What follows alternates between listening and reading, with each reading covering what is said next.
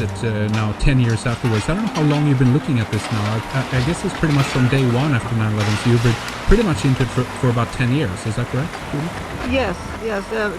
Not full-time at first, and I did it kind of quietly, where it just kept bothering me until I realized I needed to speak out and do something about it, because holding it in was driving me nuts.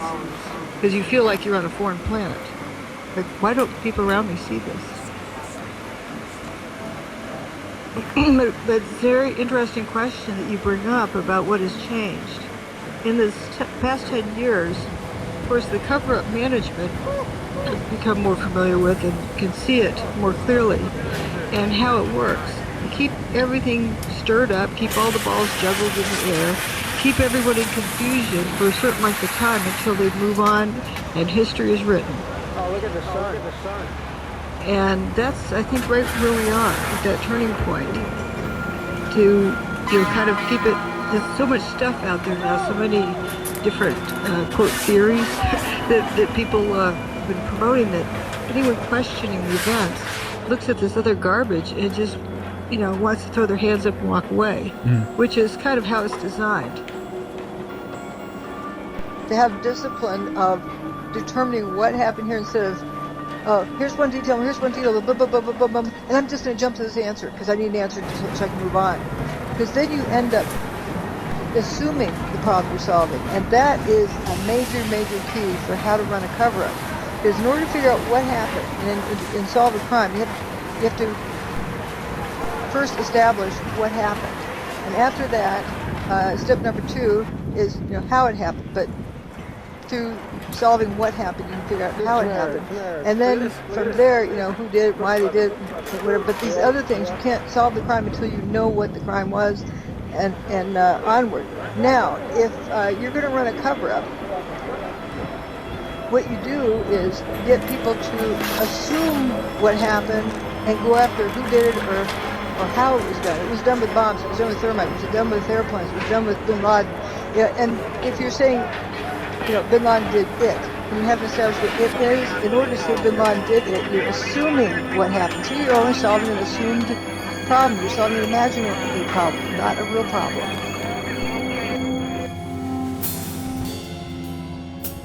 Peter, let's look at the North Tower. Quickly. Coming down. Oh my God. The second tower.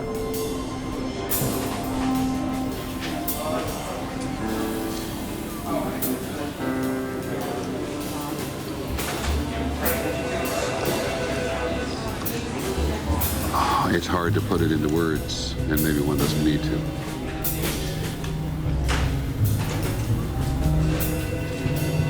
Both trade towers.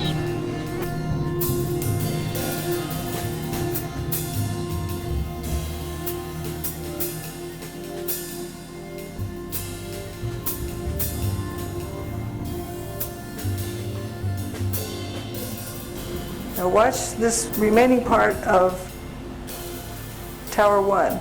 This is 47 stories tall. I think that's about 700 feet tall up to there. These are the core columns remaining. I think actually that's the top of stairwell B where those guys survived. It just faints into dust. I'm talking about the destructive mechanism, not a weapon, but the destructive mechanism. First you start out with determining what happened before you can solve how it happened. You have to find what it is. This did it, that did it. And one of the easiest ways to cover up something like this is to get people to focus on how it was done without determining what it was that was done. So they have to assume what it was that was done. Right? And so everyone has a different imaginary problem, so they're solving an imaginary problem. If you're not looking at the evidence and you're assuming the evidence, you're solving an assumed problem, not the real problem.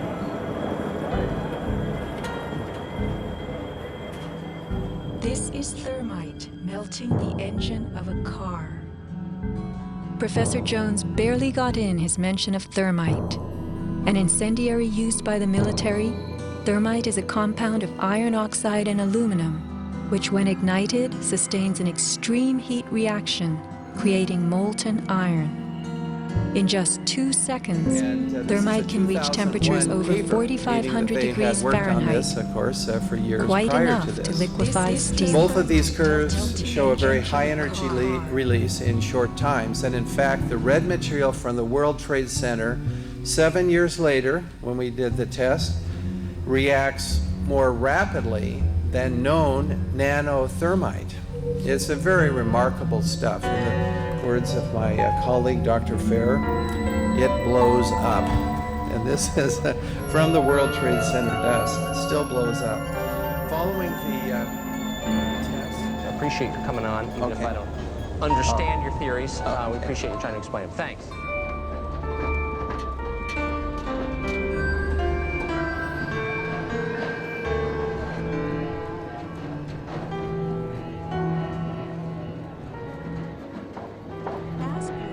Because you've gotten a lot of, you've drawn a lot of heat from the 9/11 truth movement that who have bought into the story this was a controlled demolition.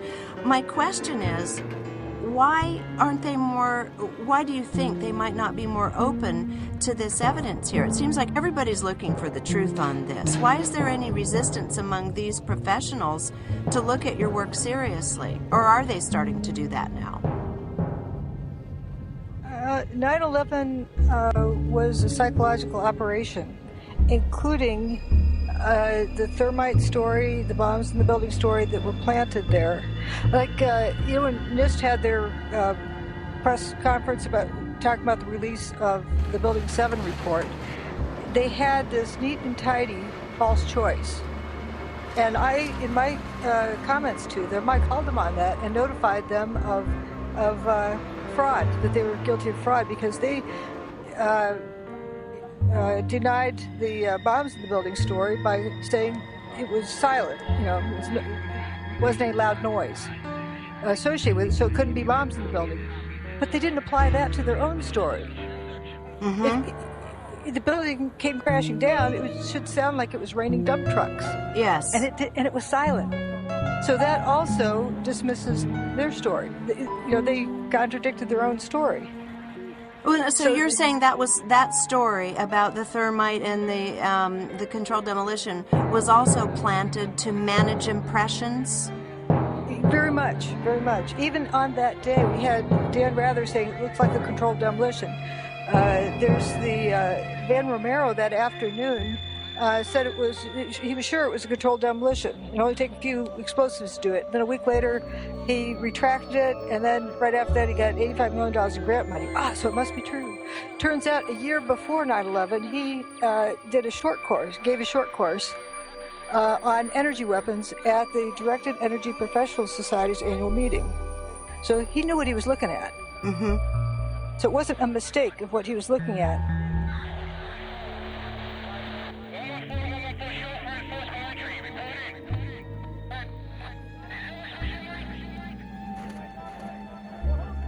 Do you feel like that, isolated, because there are so many other planted stories? Do you feel like the outsider? Somewhat. I realize this is what the game is. We have, the hall monitor who guards door number 1 and sends them into door number 2 if they come out. They lie behind door number 2 and so forth. And they're always keeping them occupied. So any door is good as long as it isn't the evidence. So all of them are united in trashing me because I only present evidence. I don't present any theories, but they call it a theory so they can discount it to keep people from looking at it, because the objective is to keep people in this false choice dilemma.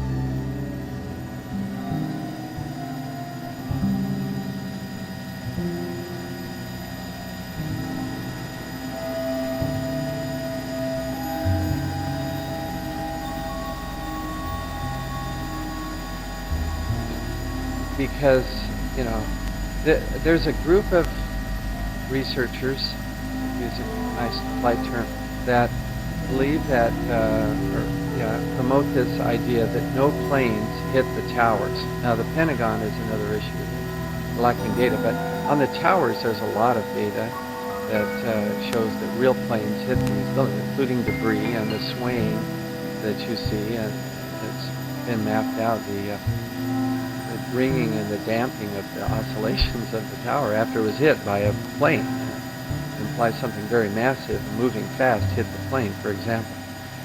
Now, these fellows, though, people, not just men, but people that promote the no planes theory also have the characteristic that they will vehemently and personally attack those who challenge the no planes theory.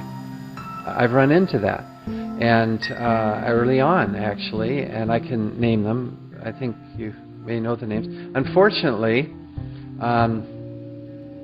Professor who lost her job has joined this group and gone in with those methods, and it's just regrettable. I think really we need more explosives, steel support process, and it can also up above explosives produced down.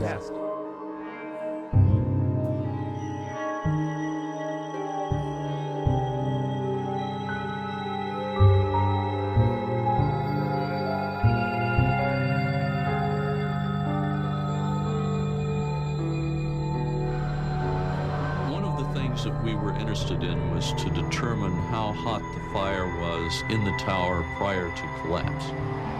The way to determine that is to find pieces of steel that were involved in the fire but had not been damaged further by the fire that occurred after. Smallest explosive charge that was capable of bringing down the critical column in the building, had it occurred, we would have seen sound levels of 120 to 130 decibels about a half a mile away. That would have been an incredibly loud sound, and that sound was not picked up by any of the videos or witnesses that we have talked to. My argument is it needs to be investigated. There is another hypothesis here, staring us in the face, of explosive demolition. And okay, you have the hypothesis of fire, but the official reports don't analyze this other possibility of explosive demolition. That is strange. Scientifically, I say it's a viable hypothesis.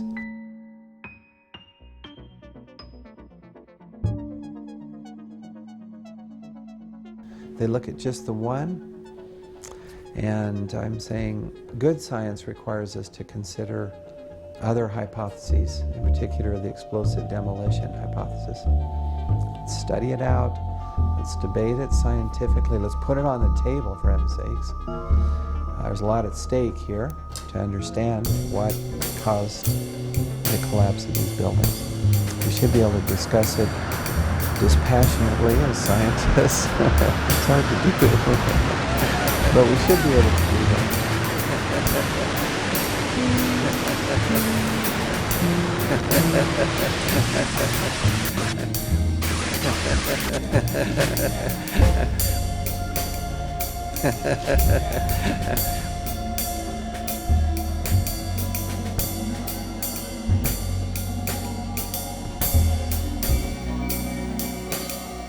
We don't know if it's, what entity, where, and sure, we know who covered it up. And if you want to know whose technology it is, go ask them. And that's what I tried to do with my federal Ketam case.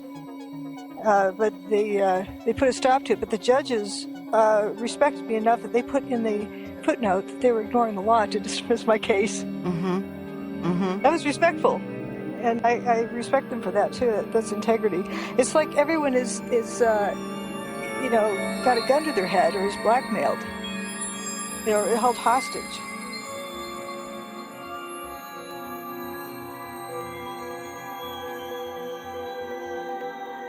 Another aspect that came to mind along the way was it's also quite patriotic to be doing what I'm doing. Because Absolutely. I'm defending our country. Yes. And I somehow, managed to survive getting my book out. Now I'm pretty safe because, doing me in would give more attention to the book. Well, that's very clear thinking, and also it's very courageous thinking. And I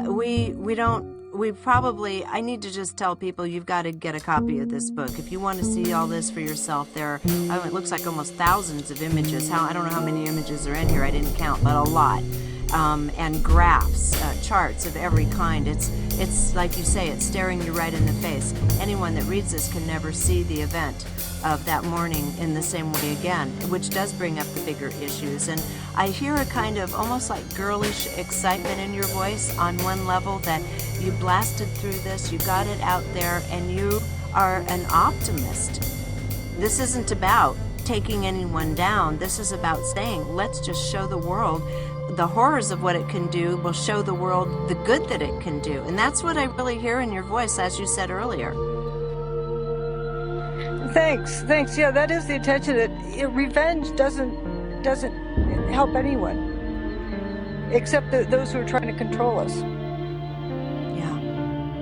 Well, on that note, we won't go into Hurricane Erin and any of the other phenomena around. We've gone through so much already. I'm sure people's heads are spinning. I want to thank you so much for your time and for having taken the time and the energy to have written this amazing book, Where Did the Towers Go? So on that note, Judy, thank you so much. I wish you the very best in getting the word out there. And also, I wish us all the good fortune that this energy source will be revealed for the good of all. Keep in mind, truth is unifying. Yes, it is. It is indeed. Judy, thank you so much. Thanks so much for having me.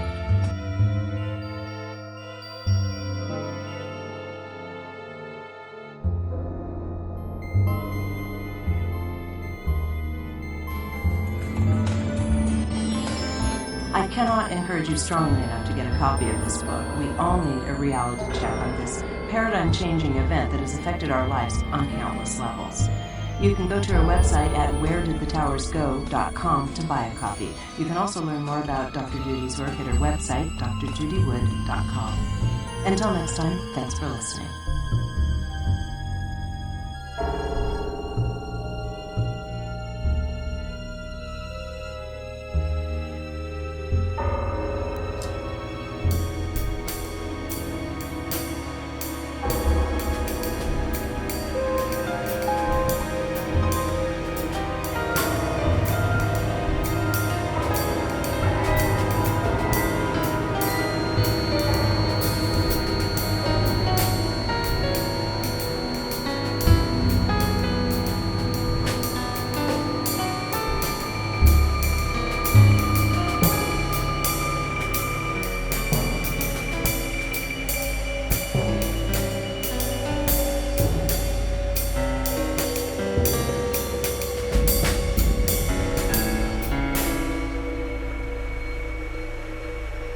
I've had various people contacting me, and they're not in the truth movement or anywhere like that. It's people outside the truth movement that respect me greatly. And it's like they didn't want to stick their neck out, and they're glad that somebody did.